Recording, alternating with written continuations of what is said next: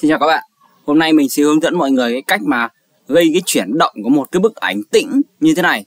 Và khi mình đưa vào trong AIA thì nó chạy được như thế này nha. Đó. Khi mình đưa vào trong AIA thì nó sẽ nhảy lên. Thì gọi là chuyển động của ảnh tĩnh trong AIA nhá. Thì đây, từ một ảnh trên Photoshop thì khi đưa vào AIA thì mình có thể làm ra được một cái ảnh động như thế này nha. Ok. Ok mọi người, trong giao diện AIA thì mình sẽ tạo một cái composite mới đi. Sau đó mình import cái file Photoshop vào.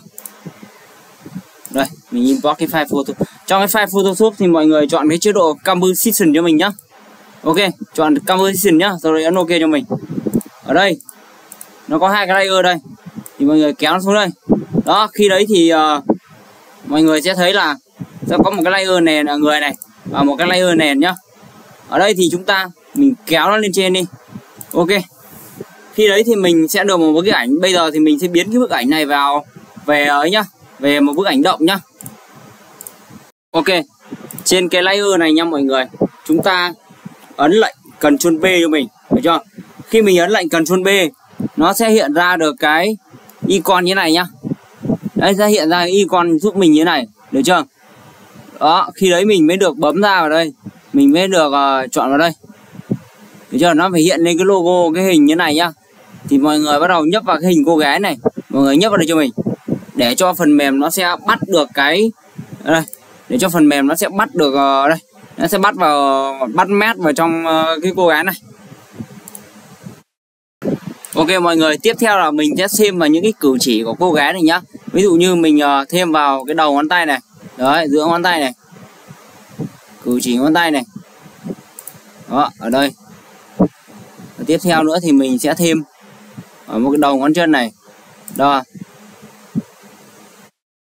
Đây nha. Đó. Mình ví dụ như này. Mình thêm một số điểm này thì nó gọi là những cái điểm pin nha.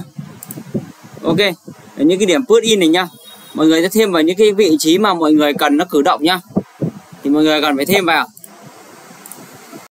Ok. Tiếp theo là chúng ta cho nó cái position nhá. Ví dụ như cái position này mình sẽ di chuyển nó như sau. Đây.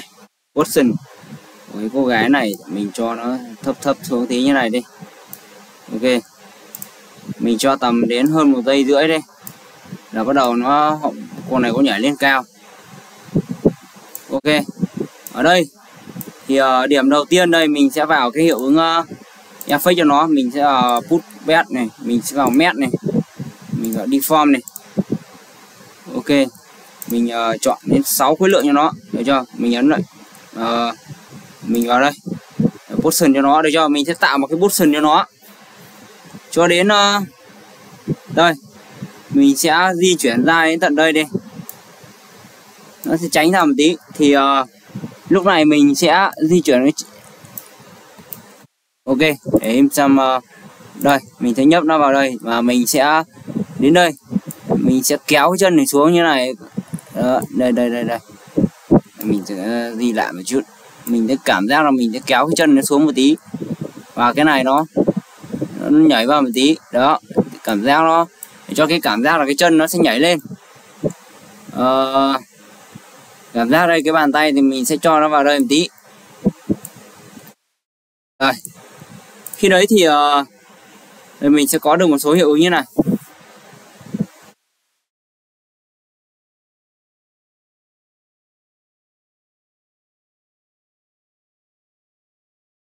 Đó, cảm giác là cái chân nó sẽ đang nhảy ra một tí nha các bạn.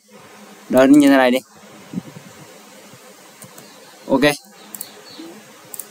Chỉnh qua một lúc ấy thì mình sẽ được một hiệu ứng là cái cô gái này nó sẽ đứng lên đây và cái chân nó sẽ đẩy ra một tí. Đó, lên đến đây được cái chân bắt đầu cái chân nó mới nhúc nhích ra này. Đó.